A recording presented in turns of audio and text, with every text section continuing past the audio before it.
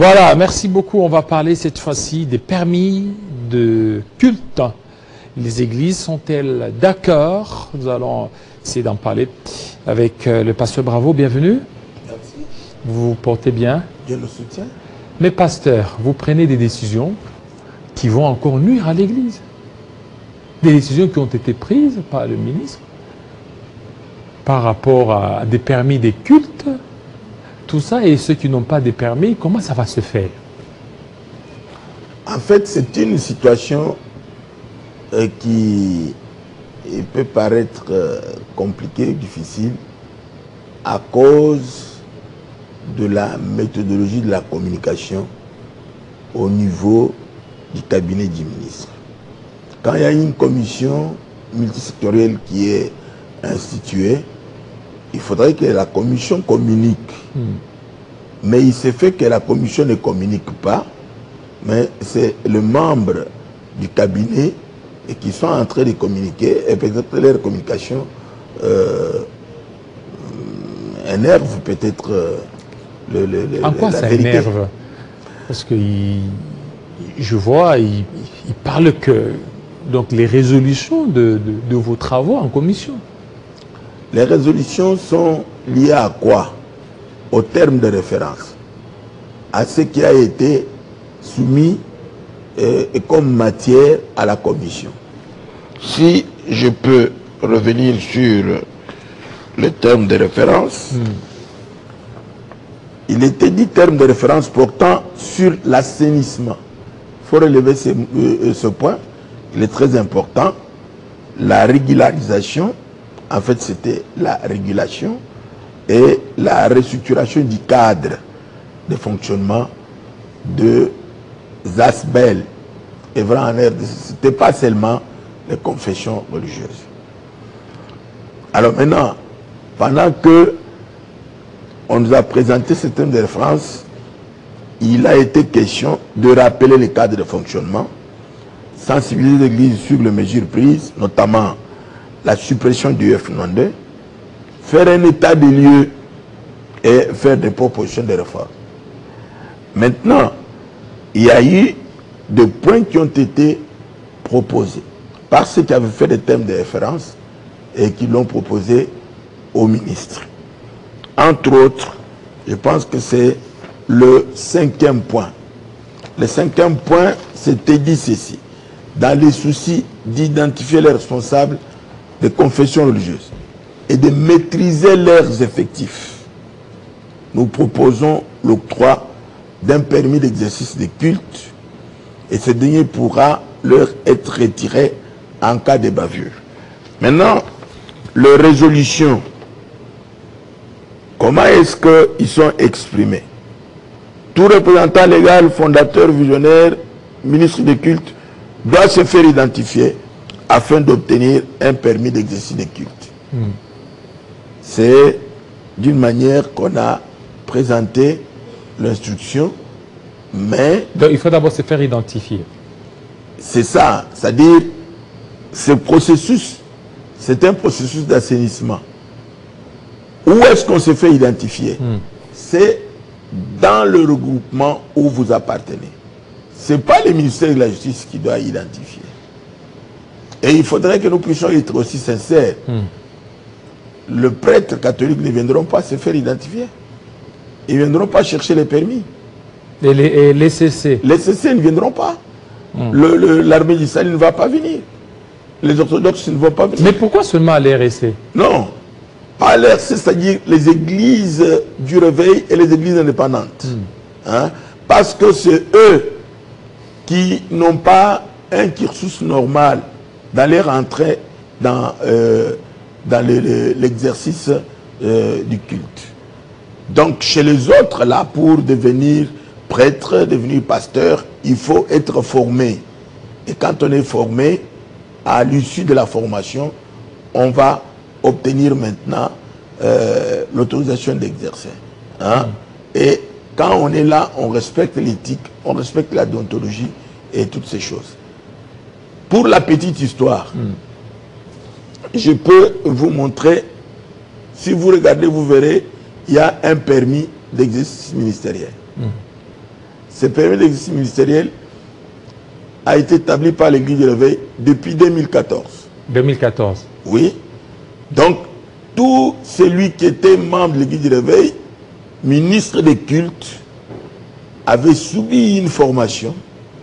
À l'issue de la formation, il a été identifié et il devait avoir un permis. Ça, c'était les premières mesures d'assainissement qui ont été prises avec Madame Wivine Mumba, à la suite du travail qui avait été engagé par le ministre Georges Missaï, et Luzolo Bambi et tout ça. Donc, ici, la confusion, la difficulté vient, on n'a pas fait un état des lieux pour connaître qui sont concernés, comment ça va se passer. Et même les débats continuent, les gens disent, on a dit qu'on va nous faire payer beaucoup d'argent, on va faire ceci, on va... Et qui a appelé qui pour faire les ministères?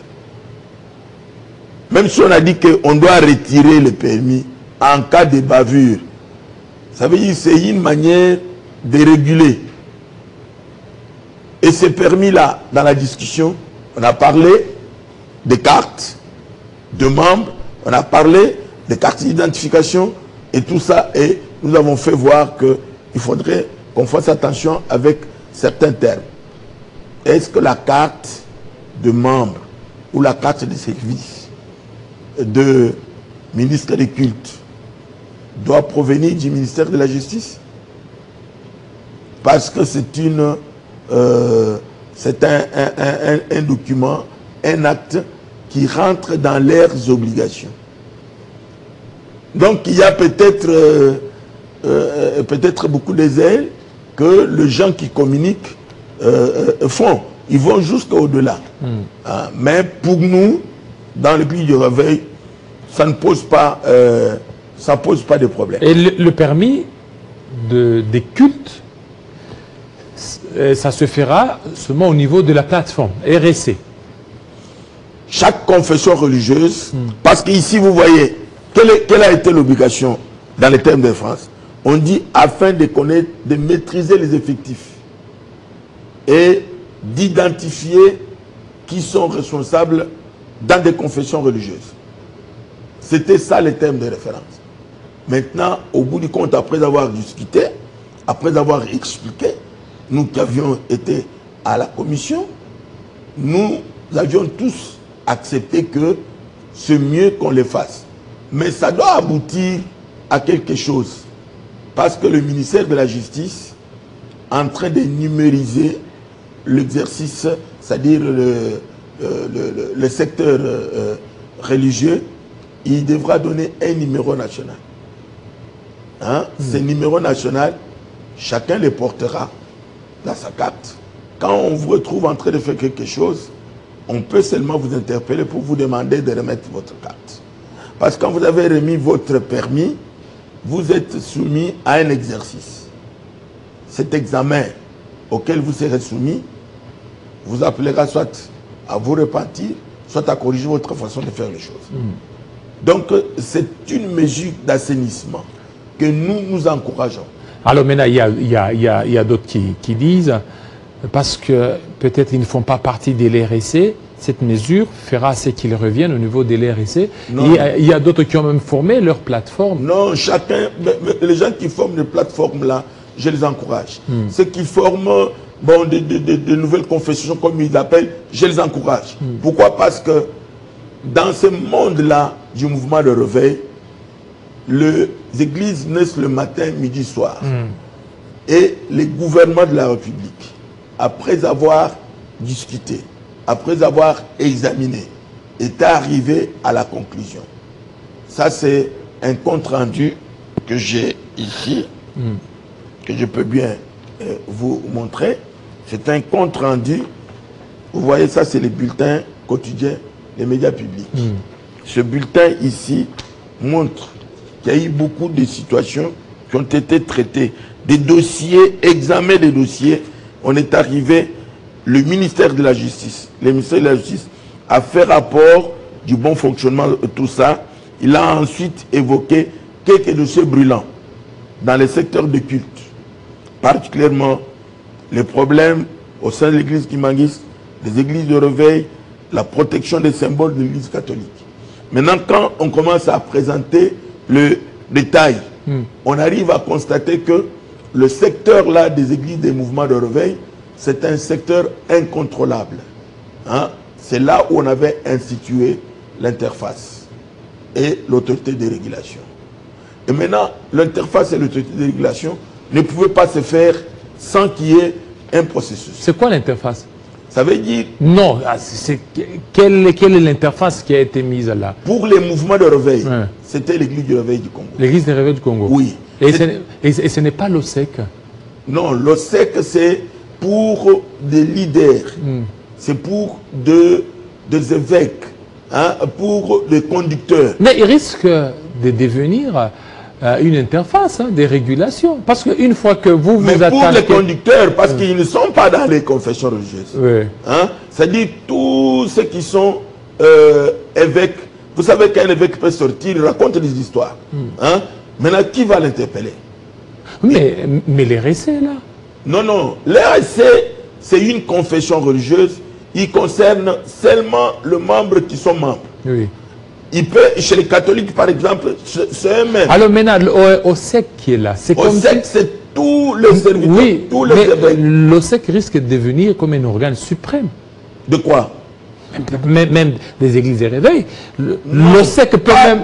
Risque même de commencer à coordonner même les récits. Non, non, non, non. Je dis l'OSEC ne parle pas des confessions religieuses.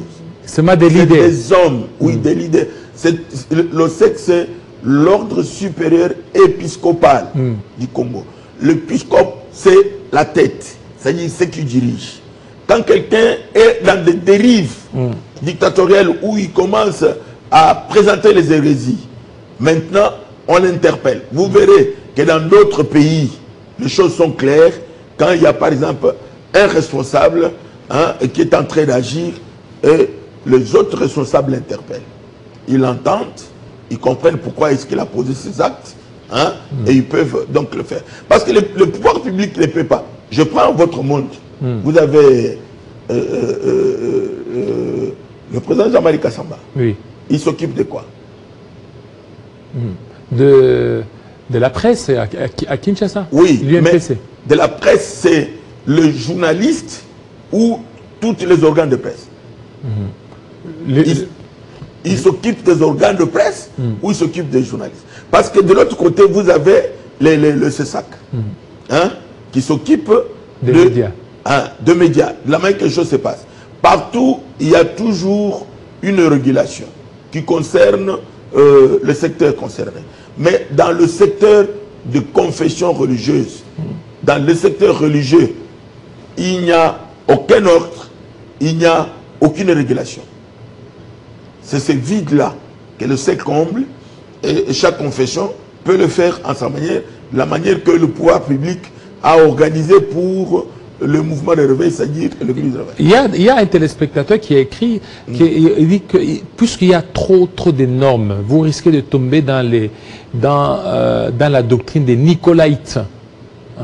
C'est que au lieu de laisser la place au Saint-Esprit, mais deux fois les pasteurs veulent à tout prix, à tout régulariser. Non, c'est-à-dire il ne connaît même pas aussi cette doctrine-là. C'est lui qui a écrit. Il faudrait qu'il fasse attention parce que nous, on considère ceci. L'exercice de culte, la liberté de religion, de culte, laisse quelquefois place à un laisser-aller, à un laisser-faire. De telle sorte que ces artisans-là du réveil, ils deviennent de tout-puissants. Ce sont des personnes qui sont incontrôlables. Et il y a des gens qui prétendent le matin qu'ils sont appelés, et le soir ils sont à l'œuvre, et le lendemain ils peuvent abandonner. Mais maintenant il n'y a personne qui peut le contrôler parce qu'ils ont des personnalités juridiques. C'est dans l'accord avec le ministère de la Justice, avec les gouvernements, qu'on a trouvé comment est-ce qu'on peut assainir le secteur. Pour assainir le secteur, il faut que les gens se regroupent, qu'ils acceptent leur éthique hein, leurs règles, et en ce moment-là, ils peuvent faire tout ce qu'ils sont en train de faire. Quand quelqu'un dit c'est trop, au lieu de laisser la place au Saint-Esprit, il a cité le Saint-Esprit, mais il n'a pas demandé au Saint-Esprit avant de parler. Est-ce que c'est le Saint-Esprit qui lui a dit, qu'il dit ce qu'il est en train de dire là? Parce que s'il avait demandé au Saint-Esprit, le Saint-Esprit lui dirait que Dieu est d'ordre. Hein? Et c'est lui qui veut que l'ordre soit établi, et c'est le Saint-Esprit. Hein? Donc lui, il parle sans le Saint-Esprit. Alors, la commission aussi a mis en place la politique selon laquelle l'implantation de 2 églises ne peuvent pas se faire dans un rayon de 500 mètres. Il y a beaucoup de gens qui se posent la question, quid des églises qui existent déjà dans les rayons de 500 mètres? J'ai un document devant moi. Et le document que j'ai devant moi, c'est l'arrêté ministériel numéro 206 du 4 décembre portant exercice de culte par les associations confessionnelles œuvrant comme église, ministère, mouvement charismatique du réveil. Ce document a été établi après avoir suivi un processus d'assainissement pendant une année à la suite du protocole.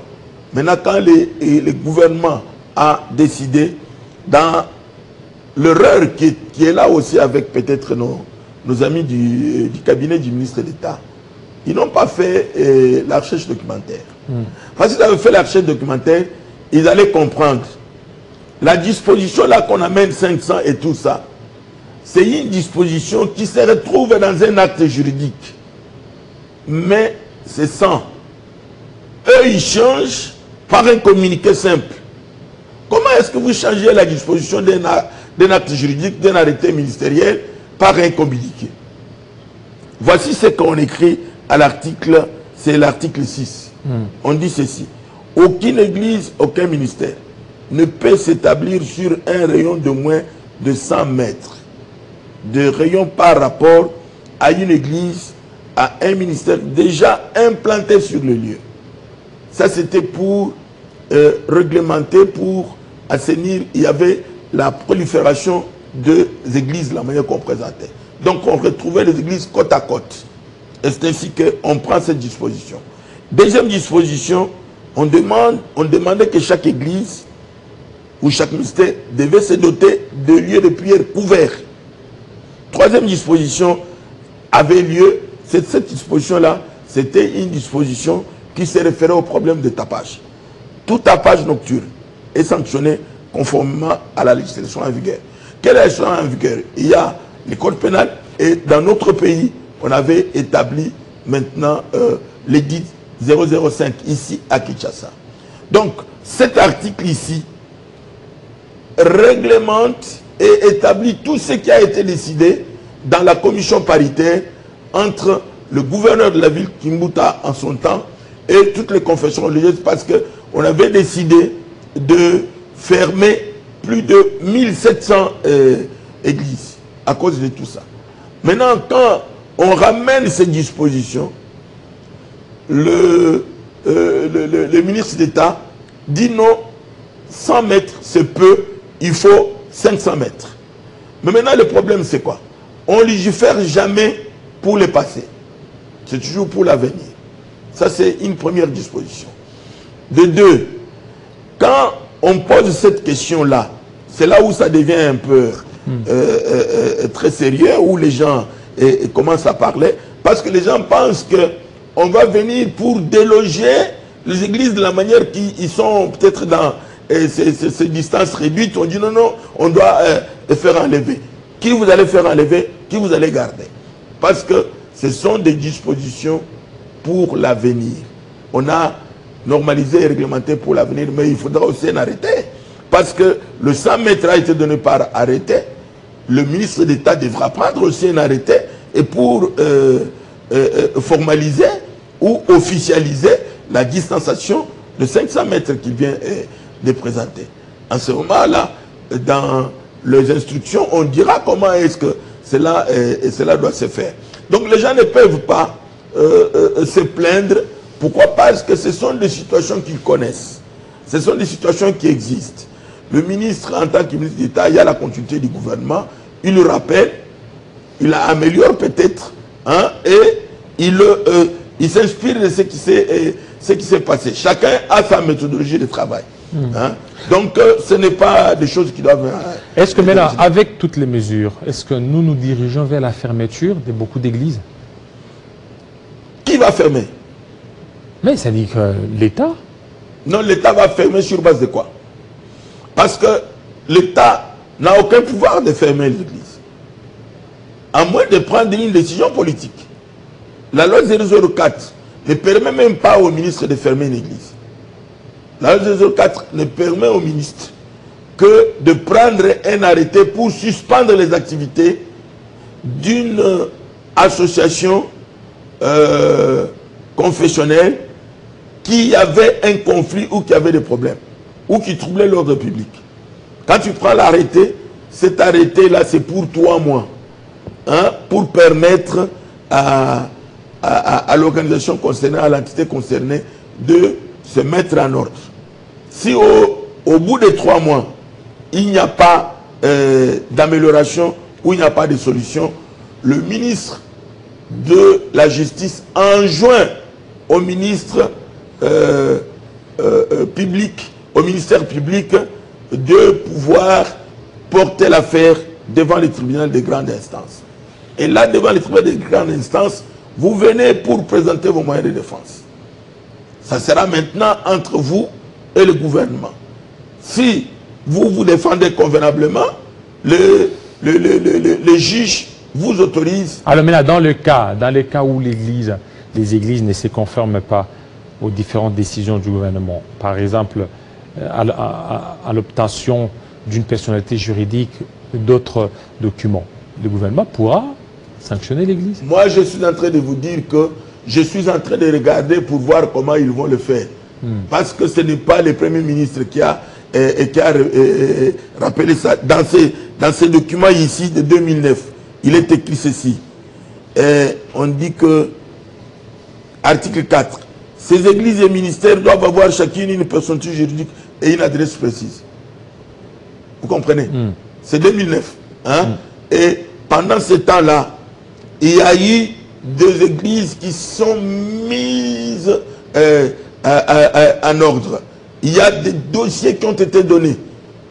Nous, par exemple, au niveau de l'église de réveil, toutes les communautés qui ont été créées pour encadrer l'église, il y en a près de 144 communautés. Il n'y a que à peu près une quarantaine qui ont des personnalités juridiques. Les autres communautés n'ont que le F92, hein, depuis 2009. Alors maintenant, je pose la question. Ils n'ont pas de personnalité juridique par la faute de qui? Du ministère. Et même depuis que le ministre a annoncé, il y a déjà beaucoup trop de dossiers qui sont entrés et qui sont en règle. Et là aussi, je voudrais signaler que moi, en tant que représentant de confession, de la plateforme de confession religieuse, parce que je suis dans cette commission-là, en tant que représentant de la plateforme de confession, j'ai dirigé la délégation de 4 personnes. Les personnes m'ont posé des questions. Qu'est-ce que le ministère ou le gouvernement a fait de l'argent que nous avions versé? Maintenant, nous commençons encore à donner l'argent. Le problème, c'est quoi? Ce n'est pas un problème que quand on s'est réveillé le matin, on a pris une décision que... Non, cette décision que le ministre vient de prendre, il n'est pas le premier à la prendre. Ce sont des décisions qui ont toujours été prises. Mais le ministre n'a rien dit sur l'argent que les gens avaient versé. Il y a des gens qui avaient versé l'argent et qui ont des preuves de paiement. Et tous les dossiers qui sont retrouvés là-bas, même l'affaire de F92. Le F92, là, on ne l'avait pas donné à quelqu'un qui n'avait pas donné l'argent. Hein? Et toutes ces choses-là, ce sont des choses pour lesquelles il faut qu'on cherche la paix. On doit chercher la paix. Et il ne faudrait pas montrer, donner l'impression qu'on est en train de miser l'église. Parce que c'est là où on est en train de partir. Depuis qu'on a commencé à donner, le ministre n'a pas encore sorti un seul arrêté. Donc il n'y a pas de personnalité jusque-là signé. Il n'a pas encore signé une seule personnalité parce que nous devons le savoir qu'il a signé. Quand il commence à signer, on doit savoir qu'il a commencé à signer. Mais peut-être il attend que vous lui donniez. Non, les dossiers sont entrés. Les dossiers entrent tous les jours. Nous avons sensibilisé. Vous-même, vous en êtes témoin. Vous le savez, je suis venu ici. Oui. On a déposé des dossiers. On en a beaucoup déposé en ordre. Parce qu'il y a plus de 3000 là-bas, mais... Avec de frais payés. Le ministre signera tous ces arrêtés quand? Le problème, c'est que ce que lui, il fait, c'est ce que les autres avaient fait. Les autres avaient fait ça. Il ne faudrait pas qu'on trouve que le gouvernement est en train de truander les petits peuples. Parce que quand vous prenez l'argent, sous prétexte qu'il faut que vous puissiez avoir la personnalité juridique, on donne l'argent et puis vous ne signez pas les documents. Ce n'est pas normal. Le ministre d'État qui est en train de montrer qu'il met de l'ordre, tout le monde est d'accord avec nous, nous particulièrement, nous sommes regardants. Nous sommes regardants, pourquoi? Parce qu'un mois passe. Combien de dossiers sont déjà entrés? Un autre mois va passer. Il signera tous ces dossiers quand? C'était dit que la commission là devait étudier les dossiers pour présenter. Et il nous avait dit qu'il y avait plus ou moins 1000 dossiers et qui étaient là. Mais maintenant les autres se sont ajoutés, ils peuvent être déjà à 3000. Mais on n'a montré aucun dossier. On n'a pas publié la liste des dossiers et qui sont en règle. Est-ce qu'on peut le faire aussi de cette manière-là au niveau du ministère, qu'on publie que voici la liste des dossiers qui sont en règle et que le ministre commence à signer? Parce que le problème, c'est quoi? Il y a plusieurs chantiers que le ministre a ouverts. Il travaille en mode d'urgence. Mais il y a des dossiers peut-être qui peuvent tomber en désuétude ou tomber caduques. Donc nous craignons que ça ne se fasse comme les autres avaient fait. Nous interpellons. Quand vous m'avez invité, je vous ai dit, je viens pour interpeller. Voilà. Parce que c'est ce que tout le monde m'a dit. Toutes les confessions, 9 confessions religieuses, ils ont dit, demandez au ministre de signer les arrêtés. Nous entendons. La liste n'est pas publiée de ceux qui sont en règle. Il ne faut pas toujours voir la paille dans l'œil de l'autre. Il ne faut pas toujours voir que ce sont les églises qui sont mauvaises. Il faut aussi voir qu'est-ce que le cabinet fait, qu'est-ce que le ministère fait. Voilà. Là, nous interpellons. Merci. Merci beaucoup, Pasteur Bravo, surtout de votre intervention ce matin. Nous aurons encore le temps de vous avoir. Chaque fois quand l'actualité va devoir se demander à ce que vous soyez là par rapport aux différentes mesures prises par le ministère, surtout en ce qui concerne l'exercice des cultes à RDC. Merci. Très bien. Que Dieu vous bénisse. Amen.